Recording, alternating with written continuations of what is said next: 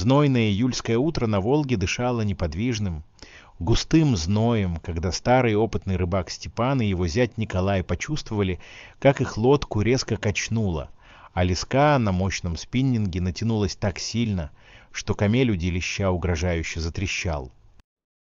Борьба с невидимым подводным гигантом продолжалась почти 40 минут, в течение которых мужчины, обливаясь потом под палящим солнцем и обмениваясь короткими, напряженными командами, пытались удержать добычу, пока, наконец, из мутной воды не показалась огромная, облепленная илом голова сома-людоеда.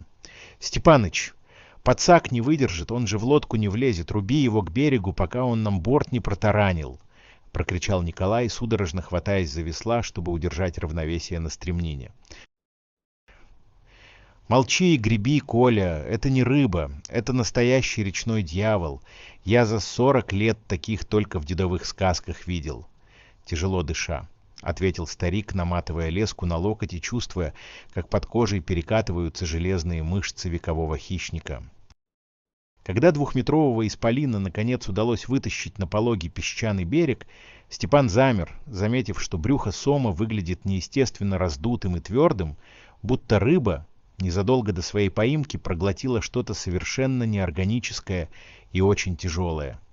Николай, уже приготовивший нож для разделки, осторожно коснулся плотного бока рыбины и почувствовал под кожей четкие углы какого-то металлического предмета, который никак не мог быть частью обычного рациона речного хищника.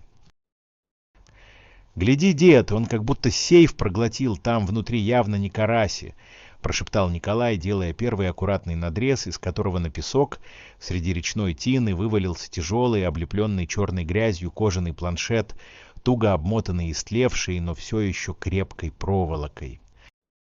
«Погоди вскрывать, руки обмой, видишь?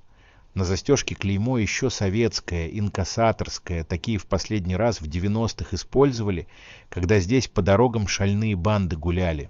Степан осторожно взял находку, чувствуя, как от планшета веет могильным холодом и старой тайной.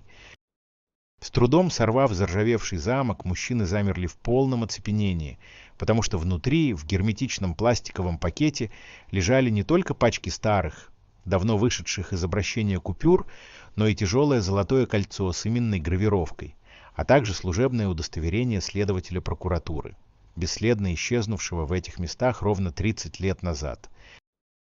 Фотография на документе, несмотря на годы, проведенные в желудке рыбы и на дне реки, сохранила черты лица молодого мужчины, которого когда-то обвинили в краже вещдоков и позорном бегстве, хотя на самом деле его судьба оказалась куда более трагичной и страшной. Анавоиту. Получается, его все эти годы предателем считали, а он здесь, в яме у старого моста лежал, и этот сом был единственным, кто знал правду. Николай медленно достал телефон, понимая, что рыбалка закончилась, и теперь берег реки превратится в место масштабных следственных действий. Пока к воде стягивались полицейские машины с включенными сиренами, Степан сидел на песке, глядя на застывшего речного монстра, и понимал, что сегодня они выловили из воды не просто рыбу, а саму историю, которая спустя 3 десятилетия решила вернуться, чтобы очистить имя честного человека и напомнить живым о том, что у реки нет тайн, которые она не согласилась бы отдать в нужный момент. Дорогие друзья, если вам понравилось видео, поставьте лайк.